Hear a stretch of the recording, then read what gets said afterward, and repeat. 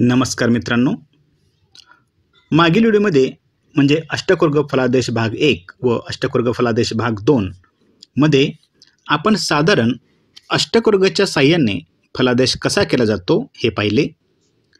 आपला मूळ उद्देश कुंडलीशास्त्राची माहिती घेणे हा असला तरी ज्योतिषशास्त्राच्या इतर पद्धतीचीही किमान तोंडओळख का होईना आपण करत असतो.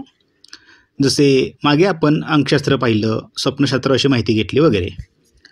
असो, तर मित्रांनो, एखादं मोठं जहाज तुम्ही पाहिलं असेल, जणू एखादं मोठं शहरच मावेल इतकी मोठी जहाजं समुद्रात आपण पाहतो. तेव्हा लहानपणी मला प्रश्न पडत होता की एवढं मोठं जहाज तयार कुठे होत असेल बरे. हाच प्रश्न माझ्या शाळेतील गुरुजींना मी विचारला.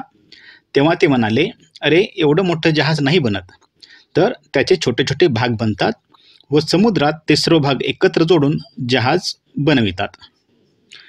आता तुम्हाला प्रश्न पडेल, आपण आता काय नौकाशास्त्राची तोंडओळख करून घेणार आहोत का? तर नाही, हे फक्त वानगी दाखल सांगितले. म्हणजे प्रथम आपण राशींची माहिती घेतली, नंतर कोणत्या भावावरून कोणत्या गोष्टी पाहतात हे शिकलो, नंतर ग्रहांची माहिती घेतली, नंतर नक्षत्राची माहिती घेतली, वर्गकुंडल्यांची ओळख करून घेतली, महादशांतरदशाचे गणित पाहिले. असे सर्व मिळून शेवटी फलादेश पाहायचा असतो. आता आपण कोणता भावेश कोठे बसला असेल तर साधारण काय फळ देतो हे पाहू. जसे लग्नेश लग्नी असता काय फळ मिळेल, लग्नेश द्वितीयात असता काय फळ मिळेल इत्यादी. मित्रांनो, तुमच्या लक्षात आले असेल असे लाखो कॉम्बिनेशन्स बनतील. म्हणजे लग्नेशाचे 12 भावातील फळ अधिक द्वितीयशाचे 12 भावातील फळ, असे द्वादश भावापर्यंत सर्वांचे सर्व भावातील फळ. मग लग्नेश लग्नी म्हटला तरी लग्न कोणते आहे त्यावर पण फरक पडेल. जसे मेष लग्नाचा लग्नेश मंगळ लग्नी असणारी व्यक्ती जितकी धाडसी कर्तबदार असेल, तितकीच कर्क लग्नातील लग्नेश चंद्र लग्नी असणारी व्यक्ती असणार नाही. अशावेळी तुम्हाला मंगळाची क्वालिटी व चंद्राची क्वालिटी, त्यांचे गुणधर्म विचारात घ्यावे लागतील, नाही का? लग्नेश शनी लग्नी असणारी व्यक्ती जितकी संयमी असेल तितकी मंगळाची असणार नाही. लग्नेश शुक्र लग्नी जेवढी सुंदरता सौंदर्यदृष्टी देईल तेवढी लग्नेश शनी असणारा ती येणार नाही. त्यातही त्याची राशी पाहिली म्हणजे लग्नेश द्वितीयात असताना जे फळ आपण पाहू ते पाहत असताना समजा धनु लग्न आहे तर लग्नेश गुरु द्वितीयात नीचीचा होतो हेही लक्षात ठेवले पाहिजे. तसेच हे झाले एकेका ग्रहाचे फळ. म्हणजे समजा लग्नेश पंचमात असता अमुक अमुक असे फळ असेल तरी काय प्रत्येक कुंडलीत तो एकटा नसणार आहे. तो ग्रह कोणाशी तरी युती करेल, कोणीतरी त्यावर शुभदृष्टी टाकेल, कोणाशी तरी तो नवपंचमी करेल, तर कोणाशी षडाष्टक करेल. अजून पुढे जाऊन पाहायचं झालं तर मगाशी आपण पाहिलं की लग्नेश गुरु नीचीच आहे, तरीही कोणाच्या तरी कुंडलीत त्याचा नीचभंग झाला असेल. असे लाखो प्रकार आहेत. तरीही असे असले तरी प्रत्येक भावेश इतर भावात काय फळ देईल याचा अभ्यास केला तर विचाराला एक वळण, एक दिशा मिळेल. त्यामुळे ती माहिती घेणेसुद्धा गरजेचे आहे. म्हणून आजपासून आपण ती माहिती जमेल तशी पाहूया. तर सुरू करूया. लग्नेश लग्नी असता काय फळ मिळेल. ज्योतिषविषयक माहितीसाठी या चॅनलला लाईक, शेअर व सबस्क्राईब करा विसरू नका. तसेच माझे व्हिडिओ आपणास आवडत असल्यास कॉमेंट बॉक्समध्ये नक्की कळवा. मित्रांनो, लग्न म्हणजे काय, लग्नावरून कोणकोणत्या गोष्टी पाहतो हे सर्व आपण अगोदरच शिकलेलो आहोत, त्यामुळे परत ते सांगत बसत नाही. तर लग्नेश लग्नी असेल तर असा जातक आत्मविश्वासी, स्वावलंबी व स्वतःच्या मूल्यावर ठाम असणारा असतो. तो स्वतःची ओळख स्वतः निर्माण करतो. लोकांना प्रभावित करण्याची कला त्याकडे असते. स्वतःची इमेज जपणारा जातक असतो. लग्न म्हणजे देह, त्यामुळे त्याचे आरोग्य चांगले राहते. आता हे सांगत असताना परत मी तुम्हाला आठवण करून देतो की त्या ग्रहाचे बळसुद्धा लक्षात घ्यावे लागते. जर अशा लग्नेशावर इतर पापग्रहांचा प्रभाव असता आरोग्यावर थोडा परिणाम हा होणारच. परंतु ही जी आपण सर्वसाधारण फळे पाहत आहोत ती इतर कोणताच ग्रह त्याला प्रभावित करीत नाही अशा गृहीतकावर पाहत आहोत. तर लग्नेश लग्नी असणारी व्यक्ती स्वतःचे निर्णय स्वतः घेते, नेतृत्व गुण त्याच्या अंगी असतात, अशी काहीशी फळे आपण पाहू. परंतु तुमच्या आत्तापर्यंतच्या अभ्यासानुसार तुम्हाला त्यात फरक करता आला पाहिजे. आपण प्रत्येक ग्रहाची माहिती शिकलो नाही का? तर मला सांगा, वृषभ लग्नास व सिंह लग्नास काय बरे फरक जाणवेल? उदाहरणार्थ, वृषभ लग्नास तुम्ही म्हणाल अशी व्यक्ती सौंदर्यप्रिय, शांत, कलावंत, गोड बोलणारी, भौतिक सुखाची आवड असणारी असेल.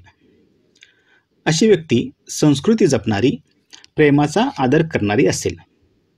हा योग वैवाहिक जीवनावर चांगला प्रभाव पाडेल, कारण शुक्राचे गुण अधिक लग्नस्थान असा विचार तुम्ही कराल व लग्नावरून अर्थातच सप्तम स्थानावर त्याची दृष्टी पडेल.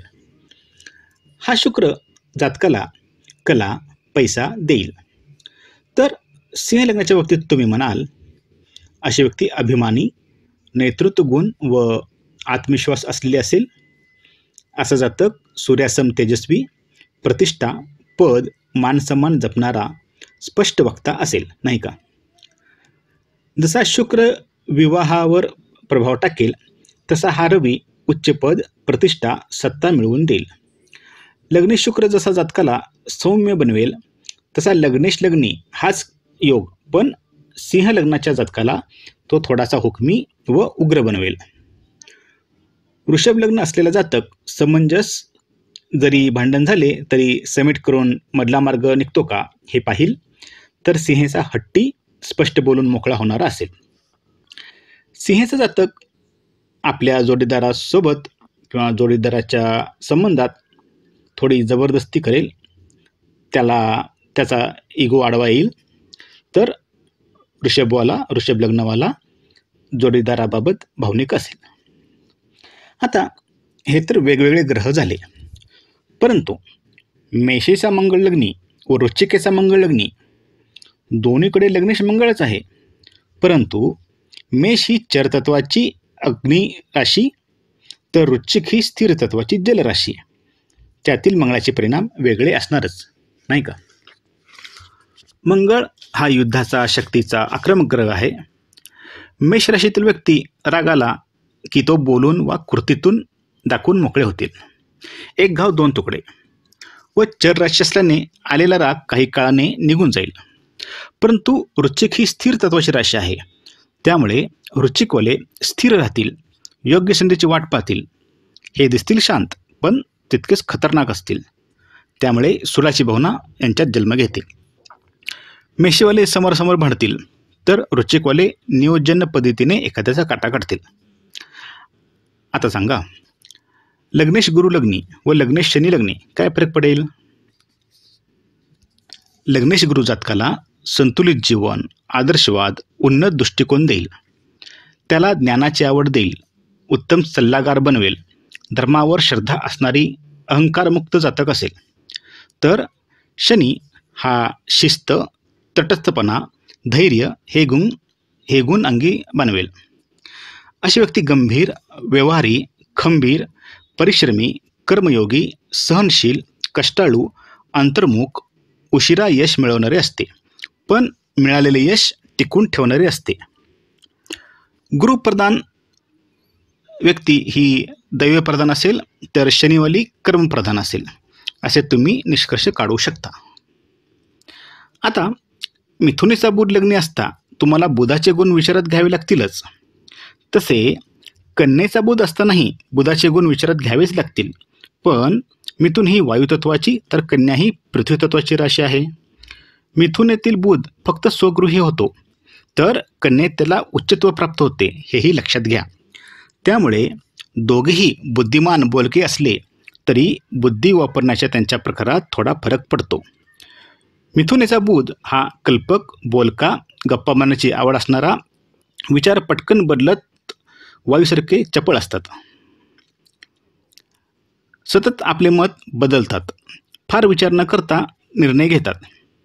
तर कन्येचा बुध विचारपूर्वक बोलणारा, शिस्तप्रिय, विश्लेषण करून अचूक निरीक्षणाच्या व तपशिलाच्या माध्यमातून मुद्देसूद बोलणारा असेल. जास्त चिकित्सेमधूनच यांची नकारात्मक बाजू जन्माला येते, जसे संशयीपणा. इतरांची मते हे लवकर स्वीकारत नाहीत. मिथुनेच्या बुधात विनोद, मैत्रीपूर्ण, सहज स्वरूपाचे बोलणे असते, तर कन्येचा बुध तर्कसंगत व मुद्देसूद बोलेल. मिथुनेचा कल्पना करेल तर कन्येचा विश्लेषण करेल. असे फरक लक्षात घ्या व आपल्या आजूबाजूची जी मंडळी आहेत त्यांचे निरीक्षण करा, त्यांच्या कुंडल्या मिळवा व पहा व्यक्ती कशी वागते ते. आज येथेच थांबू. धन्यवाद.